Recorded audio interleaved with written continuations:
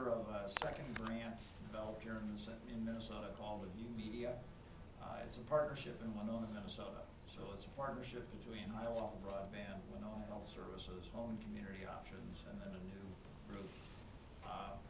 In a nutshell, we're proposing new technology to create a 70% adoption rate for older adults and handicapped in the greater community of Winona. And when we do that, the intention of Home and Community Options and Winona Health is to deliver a very rich array of broadband-based services to those populations that are normally not online. Winona Health intends to reduce the population that they have in managed housing and send them back home to independent living. Home and Community Options wants to reduce their manpower and use the broadband network to manage remote residential locations. Winona is one of our demonstration communities, so we would have an opportunity to work together on that. If a miracle occurred and both grants were funded, Winona plans to use their money as a supplement to the concept of a View Media. What they'll do with the money absent that, I can't say.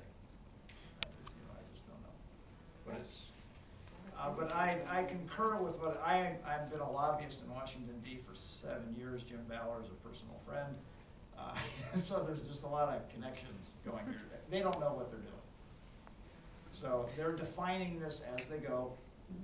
They punted to the states because they didn't have the manpower to evaluate all the grants as originally envisioned.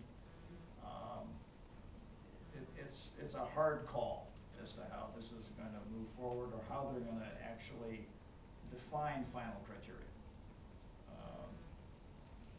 especially in broadband adoption, where you have different strategies with different innovations. No one knows. Well, I read Ann's list of proposals, and I have to say that she culled out of the apps that I was glad I'm not having to choose between Project A and Project B. It seems like apples, oranges, and peaches to me, and where you know, if you take that, what Pinchot said about the greatest good for the greatest number, you know, boy, how would you make that calculation? It's very challenging to me. The other thing I would share with you, I think this is almost final. They were originally going to do grants in 3 stages. My belief right now is that they're going to combine round 2 and 3 into a single grant proposal. And they don't really have a read as to what it's going to look like. There are a lot of people pushing for changes in terms of the process, the definitions, whatever. I think it is unlikely they're going to change anything because they already have grant proposals that are 7 times the available money. So in the context of that, I don't think they will create another layer of confusion for themselves by redefining anything. I think they'll say, we're just going to stay the course and it's going to be what it is. And I think that's particularly true in the applications area. I mean, the most crying was heard on the infrastructure application side. They wanted to redefine the definitions, the basic definitions of underserved and unserved, and I just don't think any of that's going to happen. Yeah.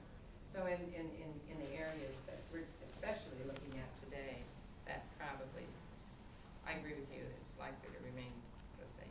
Yeah. So much the same that so much. It would be that.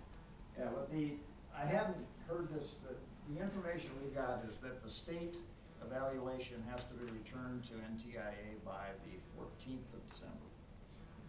So whatever process they're doing, they got October. They've got everybody looked very stricken when you said that. So. But what they've got literally 10 days to come to some internal agreement as to what they're going to recommend to Palente, and then Palente has the final call based on whatever he decides to send as the governor's recommendation for Minnesota related to all grants. So, Any last